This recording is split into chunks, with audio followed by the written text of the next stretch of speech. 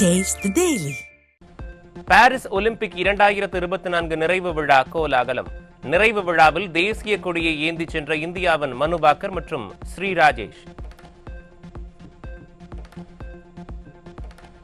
Paris ஒலிம்பிக்கில் 40 தங்கம் உட்பட 126 பதக்கங்களுடன் America முதலிடம், 40 தங்கம் உள்ளிட்ட 91 பதக்கங்களுடன் சீனா இரண்டாவது இடம், 5 வெண்கலம் 1 வெள்ளி என 6 பதக்கங்களுடன் 71வது இடத்தை பிடித்த இந்தியா.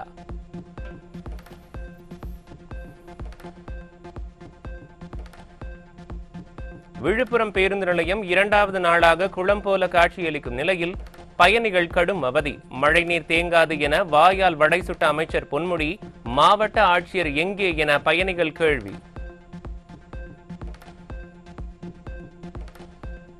கள்ளக்குறிச்சி மாவட்டம் சங்கராபுரம் அருகே வடசெட்டியந்தல் கிராமத்தில் 20க்கும் மேற்பட்ட வீடுகளுக்குள் புகுந்த மழைநீர். 3 நாட்களாக மழைநீர் வடியாததால் தூக்கமில்லாமல் குடியிருப்பு வாசிகள் தவித்து வரும் நிலையில் எட்டி பார்க்காத விடிய அரசின் உள்ளாட்சி நிர்வாகத்தினர். சென்னையில் நள்ளிரவு முதல் பரவலாக கனமழை, இடி மின்னலுடன் பரவலாக மழை பெய்து வருவதால் குளிர்ச்சியான சூழல். தமிழகத்தின் பல்வேறு பகுதிகளில் வெளுத்து வாங்கிய கனமழை, சாலைகளில் பெருக்கெடுத்து வெள்ளத்தால் பொதுமக்கள் வாகன ஓட்டிகள் கடும் அவதி.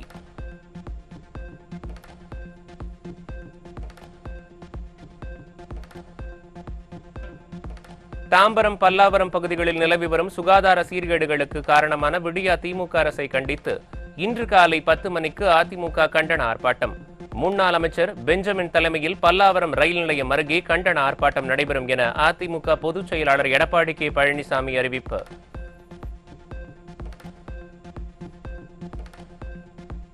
மக்களின் வரிப்பணத்தை விடிய அரசு வீணடிப்பதை ஏற்க முடியாது என அதிமுக பொதுச் செயலாளர் எடப்பாடி கே பழனிசாமி விமர்சனம்.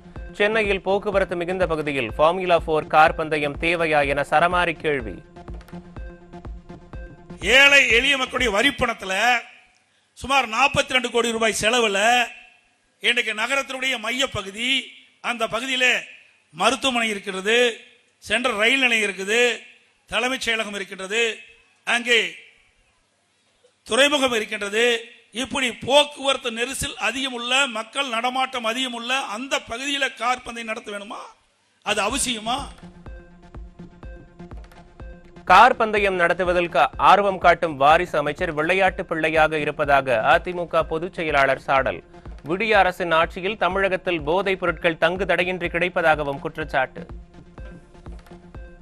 பலமுறை நாங்கள் இந்த அரசாங்கத்துக்கு எடுத்து சொல்லிக்கிட்டேன், சட்டமன்றத்திலும் பேசிட்டேன், ஊடகத்தின் வாயிலாக பத்திரிகையின் வாயிலாக என்னுடைய கருத்தை தெரிவித்திருக்கின்றேன். ஆனால் இந்த அரசு மெத்தன போக்கின் காரணமாக ஒரு திறமையற்ற அரசாங்கம், ஒரு பொம்மை முதலமைச்சர் திரு ஸ்டாலின் இந்த நாட்டை ஆண்டு கொண்டிருக்கின்ற காரணத்தினாலே இன்றைக்கு இதை தடுக்க முடியாம எங்கே பார்த்தாலும் போதைப் பொருள் தடையில்லாம கிடைக்குது. கோவை உக்கடத்தில் அதிமுக ஆட்சியில் அடிக்கல் நாட்டி கட்டப்பட்ட பாலத்தை திறந்து வைத்து பயணித்த பொம்மை முதல்வர் ஸ்டாலின், விடிய ஆட்சியில் ஒரு பாலத்தையாவது கட்டியது உண்டா என அதிமுக பொதுச் செயலாளர் எடப்பாடி கே பழனிசாமி நறுக்கேள்வி. இந்த 2 நாளைக்கு முந்தி கூட கோவையில் உக்கடம் பாலம் 450 கோடி ரூபாயில அனைத்து இந்திய அண்ணா திராவிட முன்னேற்ற கழக ஆட்சியில் இருக்கின்ற பொழுது நான் அறிவிக்கப்பட்ட பாலம், நான் அடிக்கல் நாட்டின பாலம், நான் இருக்கின்ற பொழுது இந்த பாலத்தை கட்ட ஆரம்பிச்சேன். வேணுமெனே திட்டமிட்டு விடியா திமுக ஆட்சி பொறுப்பேற்று 3 ஆண்டு காலம் அப்படியே மெதுவா கொண்டு போய் இப்ப திறந்து வச்சிருக்காரு. அதுல அந்த பாலத்தை வழியா அவர் போறாரு. பரவாயில்ல, நாம கட்டின பாலத்தில் அவர் போறாரு, ஒத்துக்கிறார். அவர் கட்டின பாலத்தில் போகல, நாம் கட்டி முடிக்கப்பட்ட அந்த பாலத்தை திறந்து அவர் அந்த பாலத்தை வழியே செல்றார். இதுதான் அதிமுக அரசுடைய சாதனை என்பதை திரு ஸ்டாலின் புரிந்து கொள்ள வேண்டும். சேலம் மாவட்டம் எடப்பாடி ஆலச்சம்பாளையம் நகராட்சி நடுநிலைப் பள்ளியில் புதிய வகுப்பறை கட்டடங்களை அதிமுக பொதுச் செயலாளர் எடப்பாடி கே பழனிசாமி திறந்து வைத்தார். பள்ளி மாணவர்களுக்கு கை கொடுத்தும் இனிப்புகள் வழங்கியும் அதிமுக பொதுச் செயலாளர் எடப்பாடி கே பழனிசாமி மகிழ்ச்சி.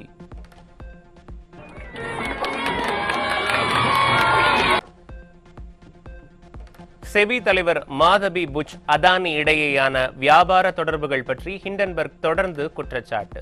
தங்களது அறிக்கைக்கு மாதவி புச் அளித்த பதிலில் பல முக்கியமான சாராம்சங்களை ஒப்புக்கொண்டதாகவும் அது மேலும் பல முக்கிய கேள்விகளை எழுப்பியுள்ளதாகவும் கருத்து. சேலம் மாவட்டம் மேட்டூர் அருகே அரசு உதவி பெறும் பள்ளியில் மாணவர்களை ஷூ காலால் எட்டி உதைத்து கன்னத்தில் அரைந்து உடற்கல்வி ஆசிரியர் அராஜகம். கூடைப்பந்து போட்டியில் தோல்வியுற்றதால் மாணவர்களை எட்டி உதைத்த வீடியோ வெளியான நிலையில் உடற்கல்வி ஆசிரியர் பணியிடை நீக்கம்.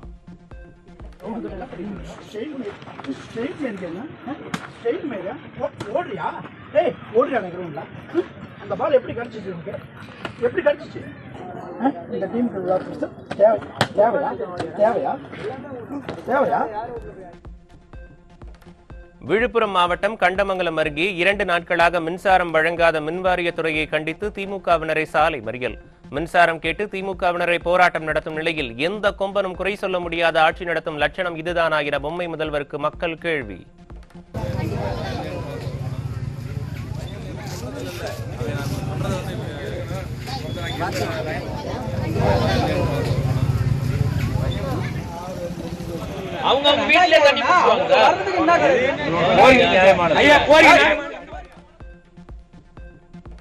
திருவண்ணாமலை மாவட்டம் வந்தவாசி அருகே 3 கிராமங்கள் இருளில் மூழ்கிய அவலம். விடியா திமுக மின்சாரத்துறை அதிகாரிகளின் மெத்தன போக்கால் காலை முதல் இரவு வரை மின்சாரமின்றி குழந்தைகள் பெரியவர்கள் அவதி. சென்னை மெட்ரோ ரயில் விரிவாக்கத்திற்கு குறைவான நிதி ஒதுக்கி மற்ற மாநில மெட்ரோ ரயில் திட்டங்களுக்கு அதிக நிதி ஒதுக்கி பாரபட்சத்துடன் நடந்து கொள்ளும் குஜராத் மாடல். நிதியை கேட்டு பெற திராணி இல்லாத விடியா எம்பிக்கள் 40 பேரும் கும்பகர்ண தூக்கத்தில் இருக்கிறார்களா என பொதுமக்கள் கேள்வி. ஒரே குற்றத்திற்கு 2 வழக்குகள் பதிவு செய்து குற்றப்பத்திரிகை தாக்கல் செய்யும் போலீசாரின் நடவடிக்கைக்கு சென்னை உயர்நீதிமன்றம் கடிவாளம். புகார்தாரர் மற்றும் எதிர்தரப்பினர் வழங்கும் புகார்களை பதிவு செய்து விசாரணை நடத்துவதற்கான வழிகாட்டு நெறிமுறைகளை வகுத்து உத்தரவு. திருவண்ணாமலை மாவட்டத்தில் வெளுத்து வாங்கிய மழையால் நெற்பயிர்கள் சேதம். நெடுஞ்சாலை ஓரங்களில் தடையின்றி நீர் செல்ல கால்வாய் அமைக்காததே காரணம் என மக்கள் குற்றச்சாட்டு.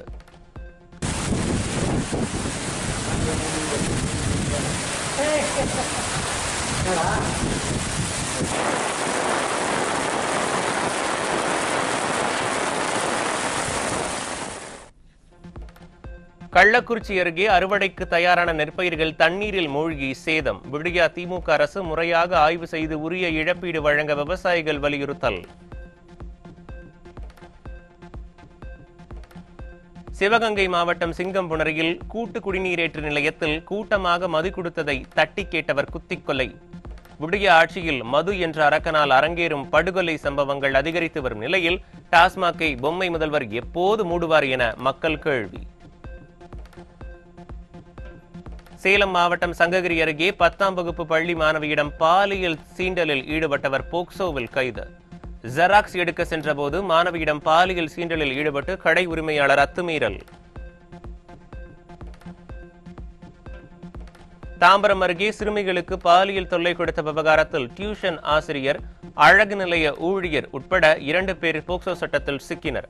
ஊழிய ஆட்சியில் சிறுமிகளுக்கு பாதுகாப்பு இல்லாத அவலம், பெற்றோர்கள் அச்சம்.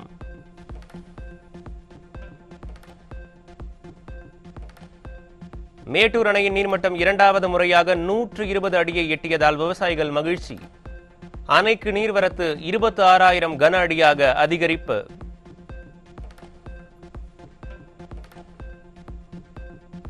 ஒகேனக்கல் காவிரி ஆற்றில் நீர்வரத்து மீண்டும் அதிகரிப்பு. வினாடிக்கு 30,000 கன அடி தண்ணீர் வந்து கொண்டிருப்பதால் அருவியில் குளிக்க சுற்றுலா பயணிகளுக்கு தடை.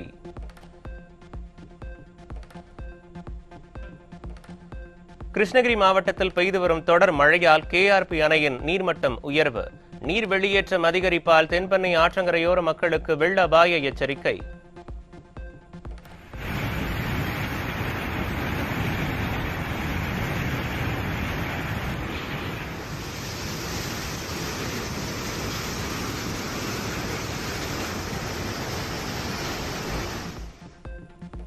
இயற்கை எழில் கொஞ்சும் ஜவ்வாது மலை பீமன் நீர்வீழ்ச்சியில் வெள்ளப்பெருக்கு. சுற்றுலா பயணிகள் குளிக்க தடை.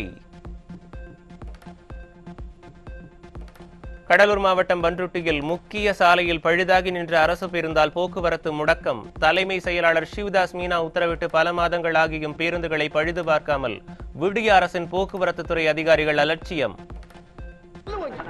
வரும்போது தள்ளிட்டு போறது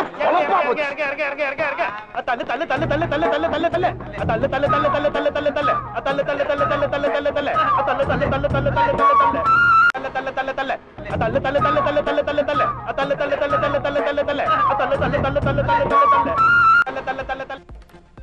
தேனியிலிருந்து சின்னமனூர் செல்லும் அரசு பேருந்தில் மழைநீர் கொட்டிய அவலம். ஓட்டை உடைசல் பேருந்துகளை எப்போது மாற்றுவார் பொம்மை முதல்வர் ஸ்டாலின் என மக்கள் கேள்வி.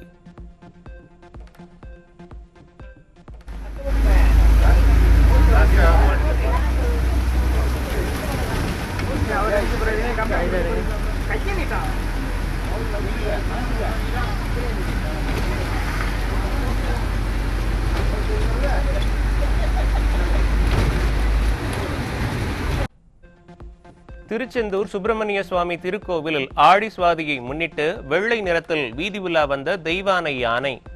பச்சரிசி மற்றும் விபூதி கொண்டு பூசி வெள்ளை நிறத்தில் காட்சியளித்த தெய்வானை யானையை அரோகரா முழக்கத்துடன் வழிபட்ட பக்தர்கள்.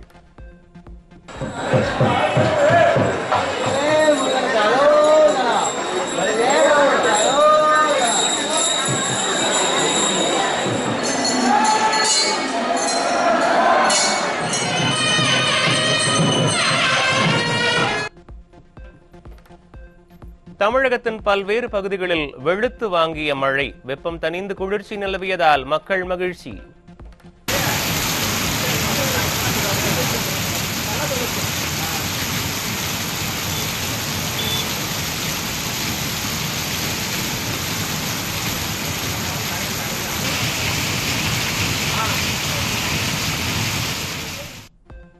சிவகங்கை மாவட்டத்தில் வெளுத்து வாங்கிய கனமழை.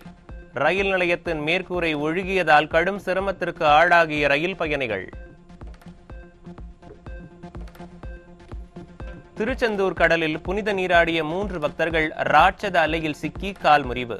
3வரையும் மீட்டு மருத்துவமனையில் சிகிச்சைக்காக அனுமதித்த பாதுகாப்பு குழுவினர்.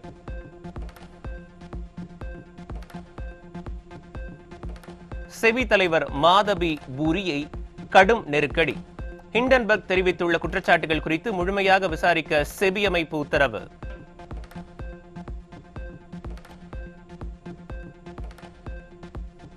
ராகுல் காந்தியுடன் சம்யுக்த கிசான் மோர்ச்சா குழு தலைவர்கள் சந்திப்பு. பாஜக ஆளாத மாநிலங்களில் விவசாய உற்பத்தி பொருட்களுக்கு குறைந்தபட்ச ஆதார விலை தொடர்பாக தீர்மானம் நிறைவேற்ற கோரிக்கை.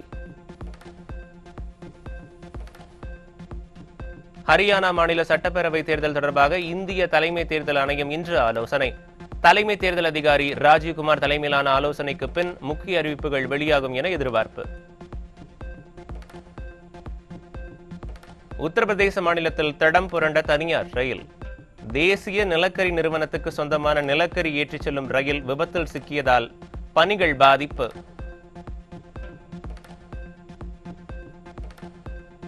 ராஜஸ்தான், ஹரியானா மற்றும் ஹிமாச்சல் உள்ளிட்ட வட மாநிலங்களில் வெளுத்து வாங்கும் கனமழை. பல்வேறு ஆறுகளில் வெள்ளப்பெருக்கு ஏற்பட்டு பதைவதைக்க வைக்கும் காட்சிகள்.